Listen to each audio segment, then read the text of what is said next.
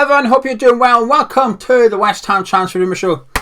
The pink book is ready to rock and roll. It's full of there's about 5 or 6 transfer rumours to get through today. Before we crack on with it, a little bit of clarity.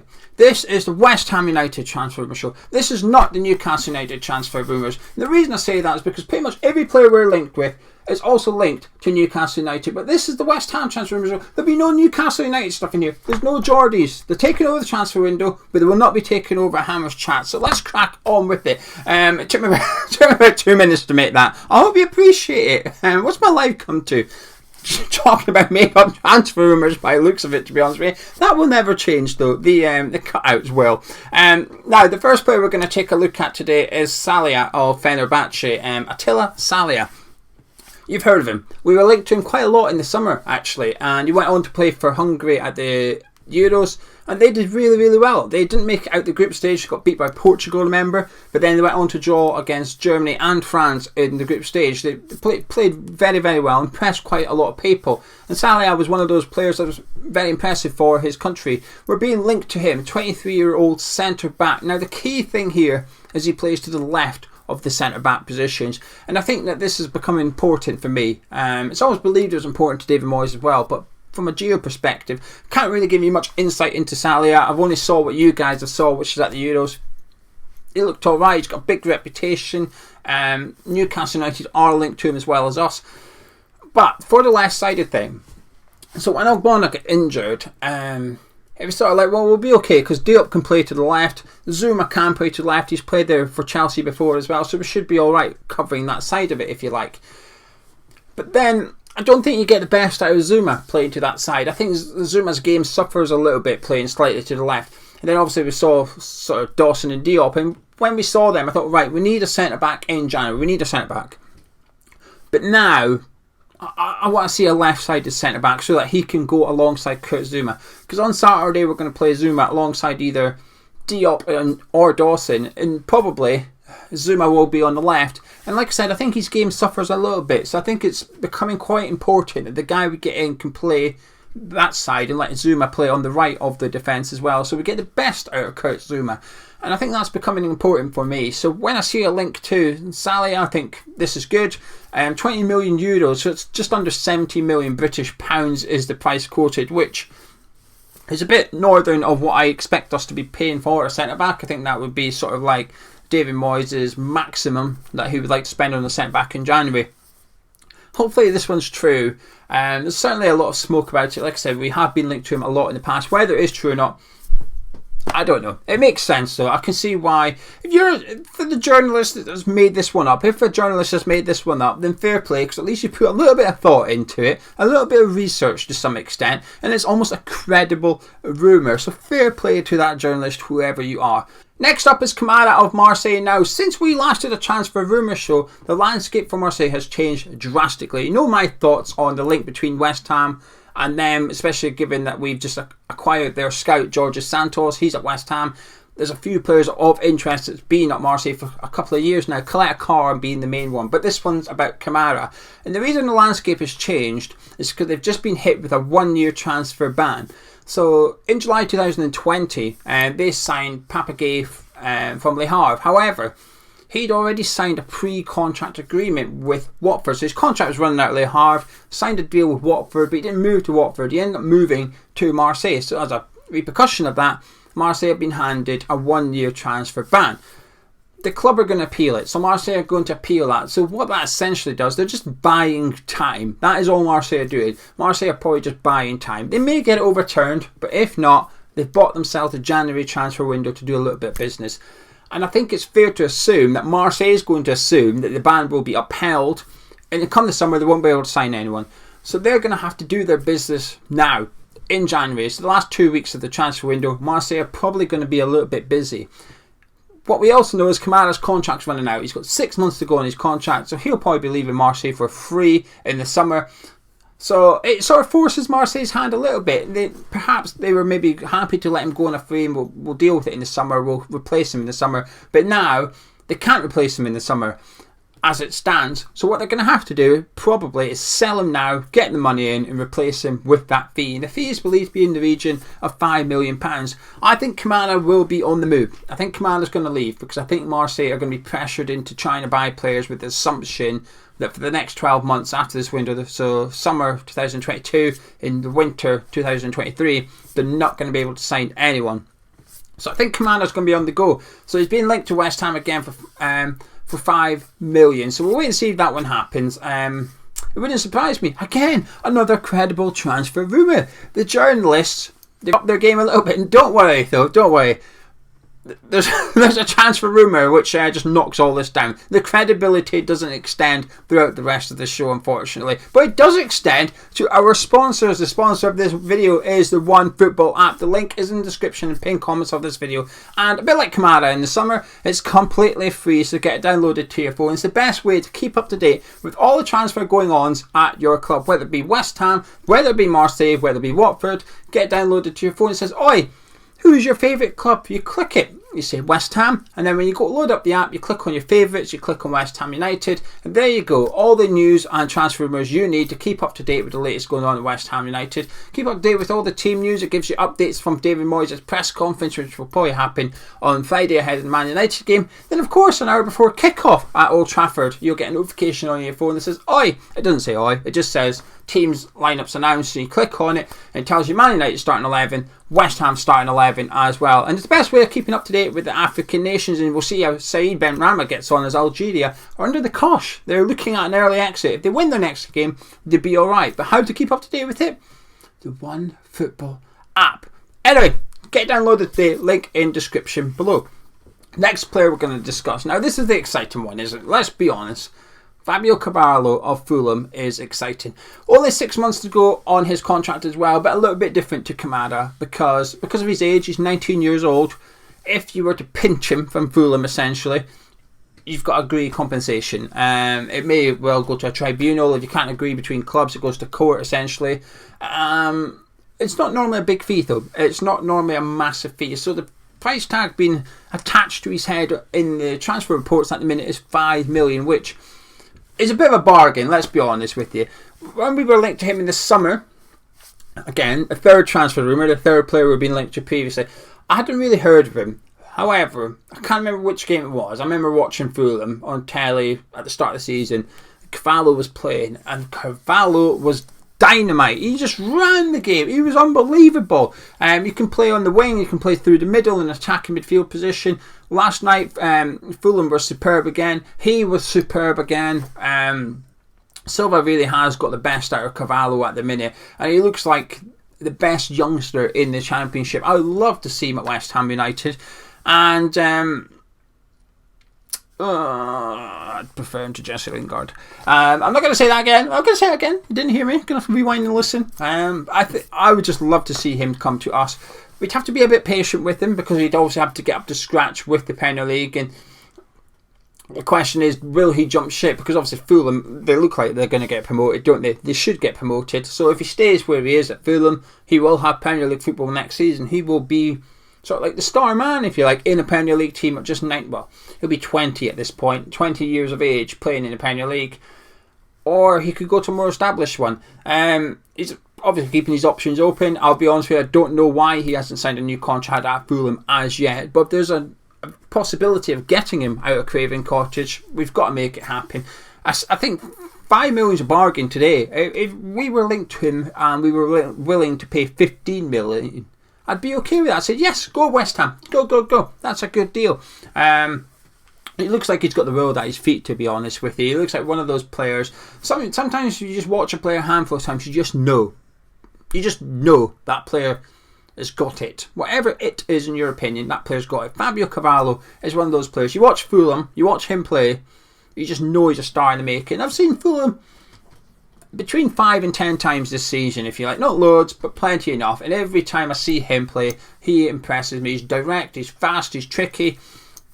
Talent. Just a talented player. Now, enough of the credible transfer rumours. Andy Carroll. Honestly, I'm not making it up. Andy Carroll. We've been linked to Andy Carroll coming back. Look, it's here. It's there. Andy Carroll, there he is. Well, I wrote that down. It doesn't mean it's transfer rumours happen. That's not proof for you. It's just proof that I wrote it down on a piece of paper. We were linked to him earlier in the week for £1,000. He's been at Reading, playing for £1,000 a week, scored a few goals. His best goals were disallowed though. And there was some social media whispers that he was at the training ground, and that led to a discussion. And it led to a genuine discussion. Now, I'm not saying West Ham Twitter lose the plot during transfer window, but I've seen people genuinely debating whether, while we are fourth and pushing for a Champions League spot, while we're in the last 16 of Europa League, and we've got a very winnable fixture in the fourth round of the FA Cup, while we're competing on 3 fronts, I've seen people genuinely suggesting we could get in Andy Carroll to be our second choice striker. Transfer window does funny things to people, including myself, including me. The transfer window does funny things to people, but this is not as crazy as that. Andy Carroll. Oh, I loved Andy Carroll. I absolutely loved Carroll at West Ham, but mental, absolutely mental. Right, it's not happening. It's not true. Just so you know, it's not true. We're not re-signing Andy Carroll. He might go to Burnley, but he's not coming to West Ham United. So let's move on for that one. Let's do the Jesse Lingard thing, because that's come out in the news today as we've recorded this, that he's been Newcastle United are trying to get him on loan. Now, if you've been watching these transfer rumours, you will not be surprised by this. You will not be surprised by the loan deal. I tried my best to explain it, because for what we've been told, that it was going to be a loan deal because obviously Man United will get a loan fee, save on the wages, don't have to give Jesse Lingard a loyalty payment and stuff. And actually, when you add all that up, it comes to a few million. So yes, it's not quite the 8 million perhaps they were hoping for, but it's still a large portion of that. And then, man, you can always pick the club that Jesse Lingard goes to, because if you open the floor up to bids, it's a case of, well, the highest bidder wins usually. But if it's a loan deal, man, you can select who they go to. And obviously, if Newcastle are in the running, they're probably going to prefer he goes there than comes to West Ham and helps us to stay ahead of Man United in the Premier League. So we'd be a bit disappointed if he went there. I'm not going to lie, I would still love Jesse back at West Ham, and a part of me still hopes. But from what I'm aware of, I'm not as 50. I used to be 50-50. I'm not quite 50-50 anymore, which is a bit disappointing. Anyway, Courtney Horse, Aston Villa left-sided centre-back. Hey, here we go. Obviously come through, was at the West Ham as a youngster and stuff.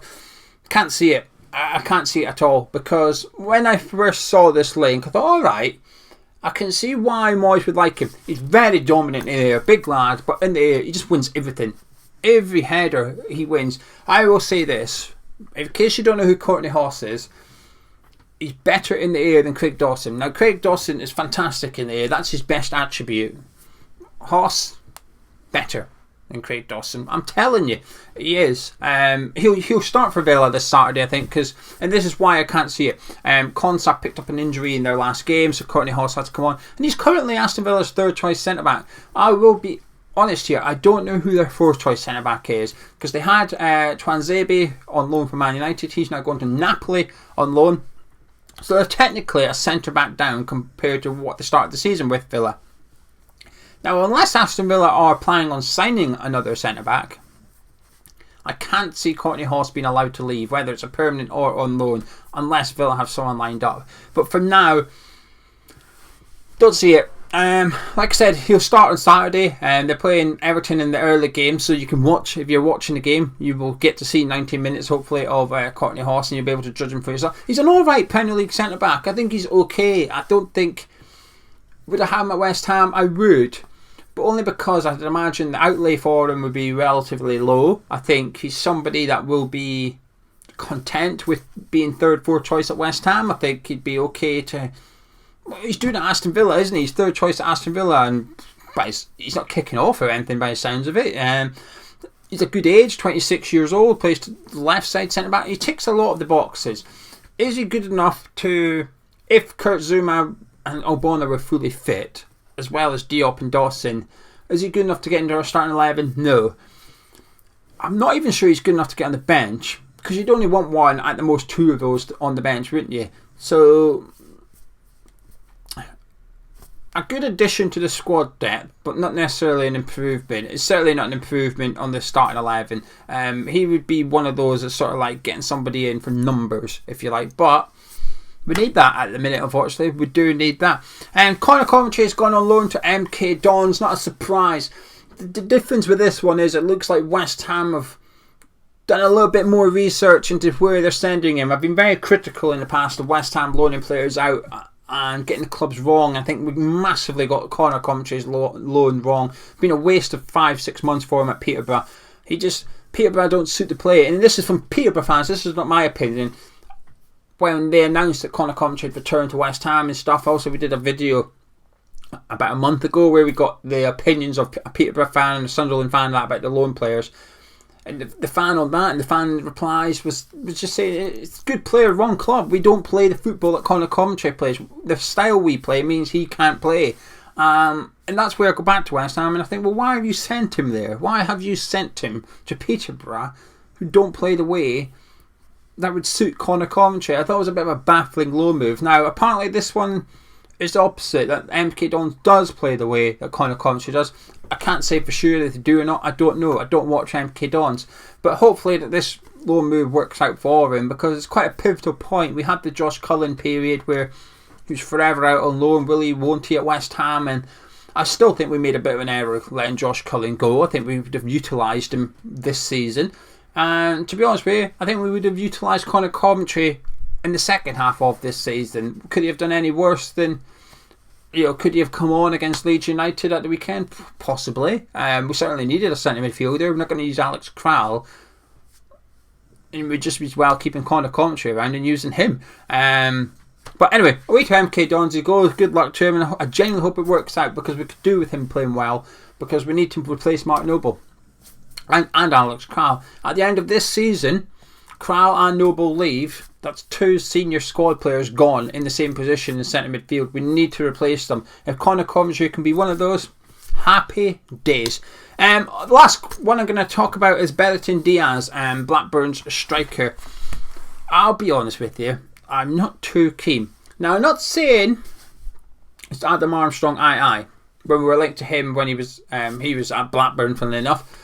But I'm not sure if it represents good value for money. I'm not sure he's a David Moyes player, and he's been unbelievable this season. There is absolutely no doubt about that.